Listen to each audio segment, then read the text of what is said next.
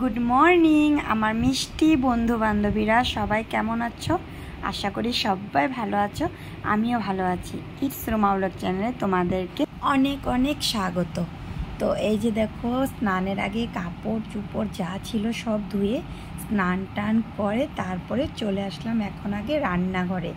এই দেখো, আজকে আম দিয়ে মুড়ি দিয়ে মেখে সবাইকে দেব, সবাইকে মানে আমার দুই সুপুত্রকে দেব আর আমিও খাবো। তো চার বানাবো না, আম দিয়ে মুড়ি দিয়ে খেয়ে নেবো সকালে। তো ওরা তো ভীষণ ভালোবাসে আম দিয়ে মুড়ি দিয়ে খেতে।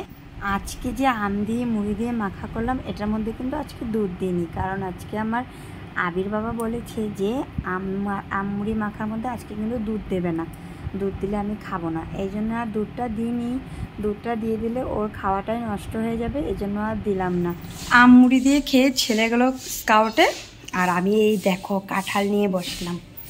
আম মুড়ি দিয়ে খেয়ে নিলাম আগে, তারপরে এই যে আদি গিয়ে মানির বাড়ি থেকে কাঁঠাল নিয়ে আসলো, আমার দিদি পাঠালো কাঁঠাল। এত টেস্ট কাঁঠালগুলো কি বলবো, আর কাঁঠাল তো এমনি তো আমার প্রিয়। তো দেখে আর লোভ সামলাতে পারছি না, পেট কিন্তু পুরো ফুল আছে, তারপরেও নিয়ে বসে পড়লাম খাওয়ার জন্য। আর দেখো কাঁঠালগুলো কত টেস্ট, একদম ছোট ছোট কোষ আর মিষ্টি পুরা চিনির মতো। খুব টেস্ট, কিন্তু এত মিষ্টি কাঁঠালটা। তো চলো বন্ধুরা, এখন কাঁঠাল খেয়ে আমি এখন যাব বাজারে, বাজার আনতে হবে। আজকে আবার আমাদের বাড়িতে ভাগ্নি আসবে। তো আজকে চলো, আজকে সানডে আছে, আজকে কী বানায় বাজারে গিয়ে। এই যে দেখো আমি রেডি হয়ে গেলাম, আর এখন যাচ্ছি হলো বাজারে। বাজার নিয়ে এসে তারপরে করবো রান্না। আর এদিকে দেখো ওদের অবস্থা, এই যে কী করছে ওরা, খেলাধুলা করছে। আদি পাখির জন্য খাওয়া নিয়ে বসে আছে, পাখি আসবে আর খাওয়া দিবে। তো চলো বাজারে গিয়ে আসি আগে। আর আজকে ওয়েদারটা খুব সুন্দর করেছে, দেখো মেঘলা মেঘলা, আর অত একটা গরম নেই, ঠান্ডা ঠান্ডা আছে ওয়েদারটা। এই জন্য ছাতার প্রয়োজন নেই, ওরকম গরমও নেই। আর আবির এখনও আসেনি, আবির তো স্কাউটে গেলেও ও আসেনি, এখনও আসার সময় হয়ে যাচ্ছে। তো এই যে দেখো বাজার থেকে চলে আসলাম। আর যাওয়ার সময় তো দেখেছি যে কোনো রৌদ্র নেই, কি সুন্দর ওয়েদার, হালকা হালকা বাতাস। আর এখন দেখো বাজারে গিয়ে দেখি এত গরম, হঠাৎ করে এত রৌদ্র উঠে গেল। এই যে দেখো এত কড়া রৌদ্র উঠে গেল, বাবা আমার অবস্থা শেষ হয়ে গেলো রৌদ্র থেকে। তো দেখো কি এনেছি বাজার থেকে। এই যে এখানে নিয়ে আসলাম অল্প করে পনির, আর এখানে কাঁচা লঙ্কা, পটল, লেবু, আর শাশুড়ি মার জন্য পান সুপারি। আর এখানে নিয়ে আসলাম চিকেন, লোকালটাই নিয়ে আসলাম।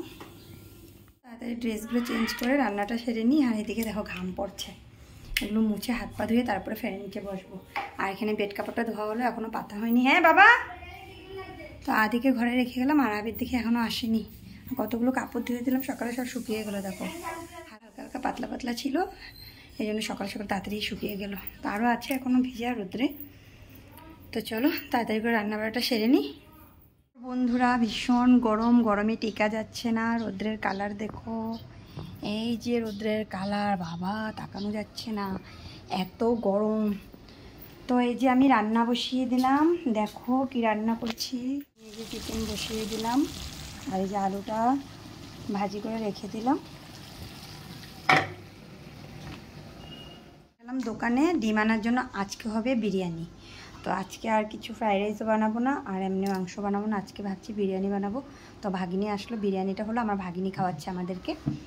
কারণ আমার ছেলে যখন অসুখ হয়েছিল তখন ভাগিনী বলেছিল যে ওকে তুই সুস্থ হয়ে ঘরে আসলে তখন আমি তোকে বিরিয়ানি খাওয়াবো। তো ওই জন্যই আজকে ভাগিনী আমাদের ঘরে সব দিয়ে দিল, আর ভাগিনী পয়সা দিয়ে দিল আমাকে বাজার করার জন্য। তো আমি বাজার করে নিয়ে আসলাম, এখন বিরিয়ানি বানাবো। আর ওই দেখো আমার ঘরে কাপড়ের টাল দেখেছো, সময় পাইনি এখনও গুছানোর, পরে গুছাবো, রান্নাবাড়া সেরে তারপরে গুছাবো। তো ডিমটা আনতে আমি ভুলে গেলাম, এখন ছেলেকে পাঠালাম দোকানে ডিম আনার জন্য। ডিমটা আনলেই বিরিয়ানিটা বানিয়ে নেবো, আগে মাংসটা বানিয়ে নিচ্ছি। এরকমভাবে বিরিয়ানি বানাতে পারি না, যেরকম পারি টেম্পারারি ওরকমই বানাবো। তো চলো তাড়াতাড়ি করে বানিয়ে নিই। যে আমি বিরিয়ানির ভাত বসিয়ে দিলাম, আর এখানে ডিম বয়েল বসিয়ে দিলাম, আর এখানে চিকেন হয়ে গেল। তো ভাতটা হয়ে গেলে বিরিয়ানিটা বানিয়ে নেব। এই যে দেখো আর অল্প বাকি আছে। বন্ধুরা এই যে রান্নাবাড়া শেষ করে আসলাম, আর এই যে আমাদের গেস্ট মানে দিদি ভাই আসলো। মা এত কথা কি হয়েছে, কি হয়েছে? তো ওদের হুলস্থুলের জন্য আর মুখে ভয়েসটা দিতে পারলাম না। তো দেখো আমার বিরিয়ানিটা কেমন হয়েছে। দেখতে ওরকম ভালো হয়নি, কিন্তু খেতে কিন্তু খুব টেস্ট হয়েছে।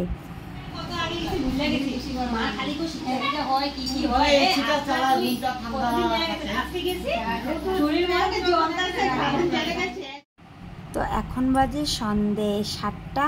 আর এদিকে দেখো আমাদের বাড়িতে আবার অতিথি আসলো। অতিথি মানে আমার কয়েকদিন আগে যে আমার একটা মেসোতো বোনের বিয়ে হয়েছিল, তো ও তো নায়র আসেনি, তো এবার নায়র আসলো মাসির বাড়িতে। তো ওখান থেকে আমাদের বাড়িতে ঘুরতে আসলো। তো হাজব্যান্ড এখন আসেনি, হাজব্যান্ড আসবে পরে, যখন ওকে নিয়ে যেতে আসবে।